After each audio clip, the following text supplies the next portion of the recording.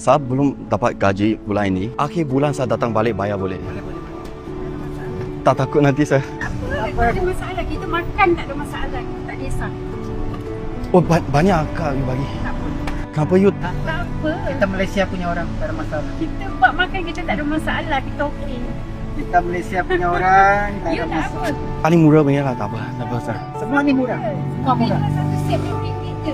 Satu boleh untung macam ni. InsyaAllah. Apa nama kak? Kain. Pakcik apa nama? Adilan. Kak Ain. Pakcik lah. Boleh saya tunjuk you orang sesuatu? Saya ada kertas ini. Cuba lihat.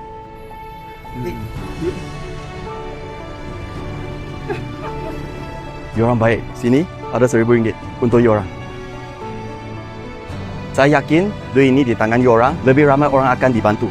Kalau makan kita memang tak tahu macam mana nak berkira dengan orang memang pasti sebab tu kita letak harga RM6 je sekali air. Ada lagi. Kawan saya dari Pasir Mas Indo Trading, mereka juga nak tolong orang yang baik hati. Sini ada RM1,000 lagi. Dan minyak kayu putih mereka. Kalau you rasa perut kembung, masuk angin, gigitan nyamuk you pun boleh guna. Semua untuk you orang. Dan RM1,000 lagi. Betul ni Betul. Jangan risau, saya tak ambil. Thank you.